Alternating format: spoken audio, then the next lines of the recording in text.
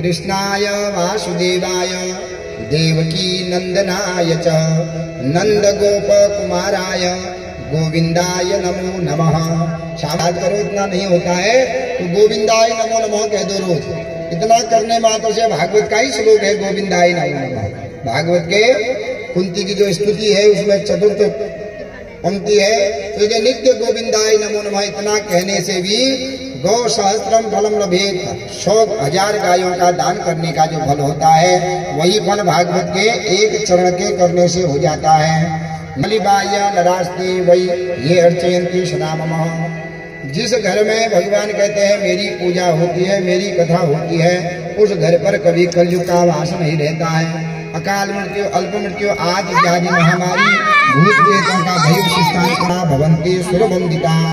जो अपने जीवन काल में एक बार भी भागवत करवा लेता है, वो चाहे कितना भी पापी क्यों न हो, सर्व पाप विनिर्मुक्ता, सभी पापों से मुक्त होकर के देवलोके देव वंदिता, स्वर्ग लोक में जाकर के देवताओं के द्वारा पूजनीय बन जाता है। यावद्दिनानि हे पुत्र शास्त्रम भागवतम गृहे।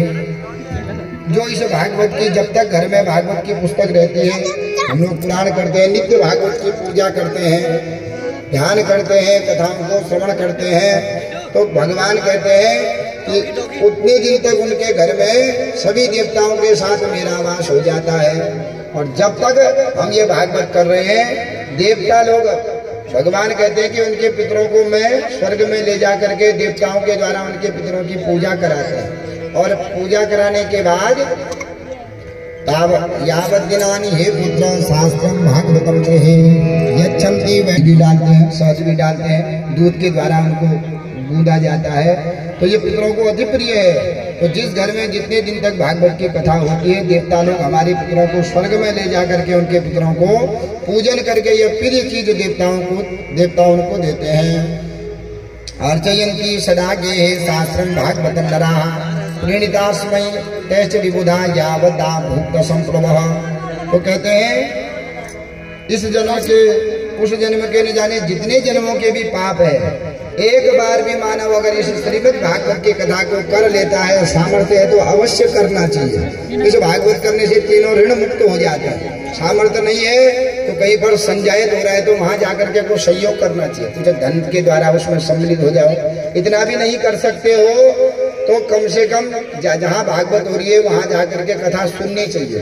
तो सुनने मात्र से भी मनुष्य के जन्म जन्मांतर के पाप नष्ट हो जाते हैं, इस लोक में वह पूजित हो जाता है और अंत में देवताओं के द्वारा भी वह पूजित हो जाता है। मत कथा वाचन नित्यम मत कथा श्रवणेन मत कथा प्रीत मनसम नाहम कक्ष्यामि तम नरम। जो मेरी कथा का नित्य वाचन करता है, जो मेरी कथा को करवाता है, जो मेरी कथा को सुनने में बड़ा आसक्त है, तो तम नरम अहम तक्ष्यामि। भगवान कहते उस नर को मैं नहीं छोड़ता हूँ, उस नर के हृदय में ही मेरा घर होता है। मैं लक्ष्मी को छोड़ देता हूँ, वैकुंठ का वास छोड़ देता हूँ, और जो मेरी कथाओं को सुनने पर बड़ा जो है आसक्त रहता है, मेरी कथाओं को सुनने में, उस नर को मैं कभी भी नहीं छोड़ता हूँ। धनपुत्रा, तो ये भागवत की कथा भगवान कहते हैं वैकुंठ लोक में अगर मैं लक्ष्मी को सुनाता हूँ तो 1 महीने में पूर्ण होती है, और अगर लक्ष्मी मुझे सुनाती है तो लक्ष्मी 2 महीने में सुना पाती है मुझे।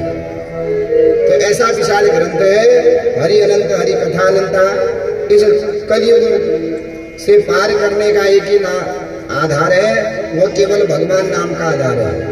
तो सभी वेद पुराण शास्त्र यही कहते हैं कि मनुष्य मात्र का जीवन भोगों के लिए नहीं मिला है, भगवान को प्राप्त करने के लिए मिला है। संसार में रहते हुए, ग्रस्त में रहते हुए, जिम्मेदारियों को पूरा करते हुए उस परमात्मा को कभी नहीं भूलना चाहिए। जिस प्रकार कमल कीचड़ में खिलता है पर उस कमल पर कीचड़ का स्पर्श नहीं रहता है, इसी प्रकार जो इस संसार रूपी कीचड़ में उत्पन्न होता है, पर भगवान की भक्ति जिसके हृदय में है वो संसार रूपी जो है फंसता नहीं है, वो संसार के सभी भोगों को भोग करके अंत में भगवान कहते हैं कि मेरे लोग को चला जाता है।